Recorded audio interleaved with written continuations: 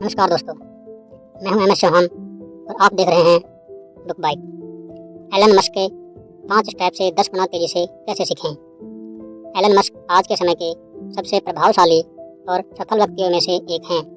उन्होंने Tesla, SpaceX, Neuralink, the boring company जैसी क्रांतिकारी कंपनियों की स्थापना की है, जो तकनीकी और विज्ञान के विभिन्न क्षेत्रों में अग्रणी हैं। एक सवाल जो अक्सर उठता है वह यह है कि मस्क इतनी जटिल चीज़ों को इतनी तेज़ी से कैसे सीखते हैं और उसमें सफल होते हैं।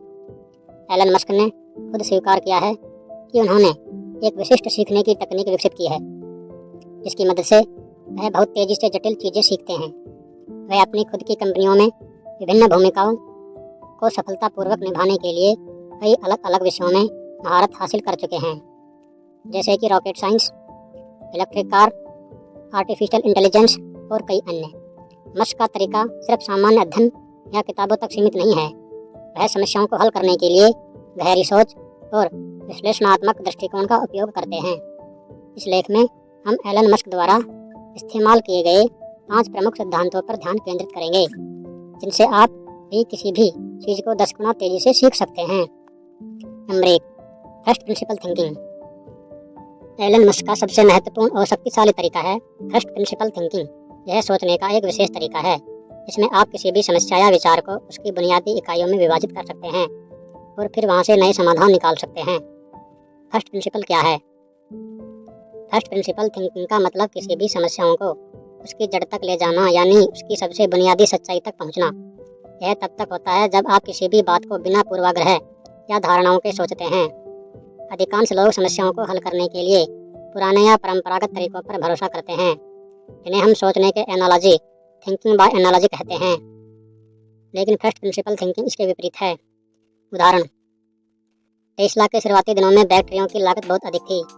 सामान्यतः लोग सोचते थे कि इलेक्ट्रिक कारें इसलिए सफल नहीं हो सकती क्योंकि बैटरियां बहुत महंगी हैं।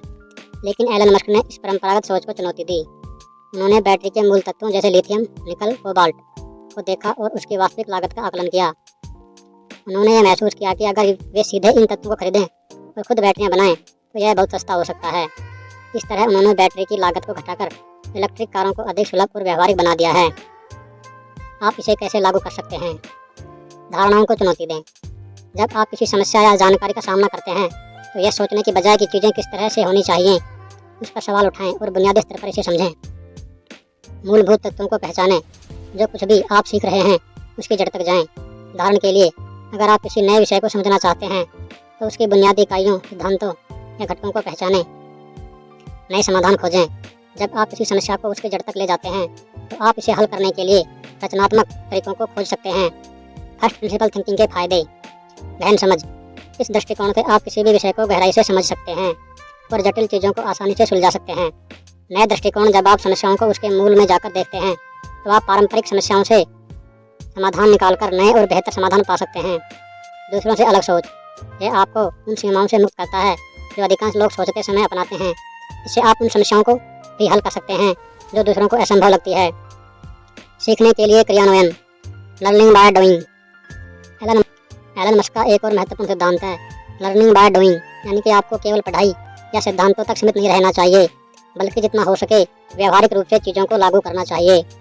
मस्क का मानना है कि कोई भी चीज़ जब तक नहीं सीखी जा सकती जब तक आप उसे वास्तविक दुनिया में नहीं आजमाते। यह कैसे काम करता है?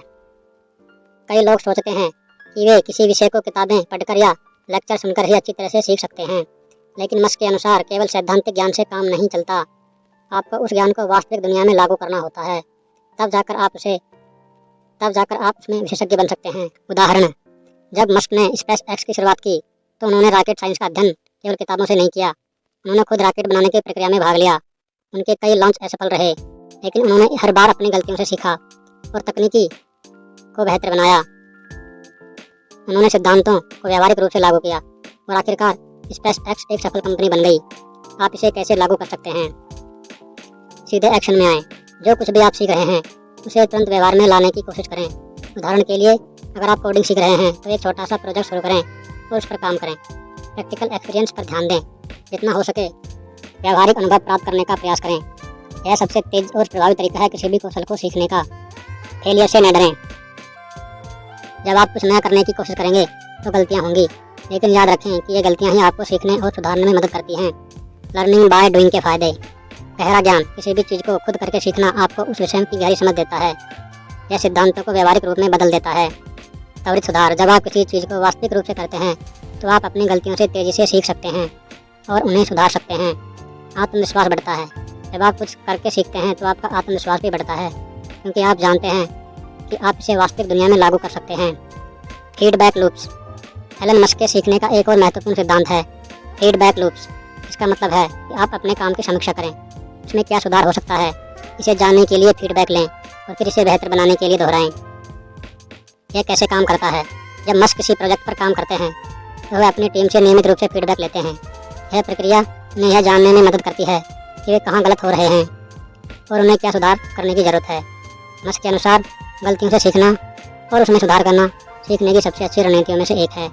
उदाहरण, स्पेसएक्स के शुरुआत दिनों में मस्क के कई रॉकेट लॉन्च असफल रहे।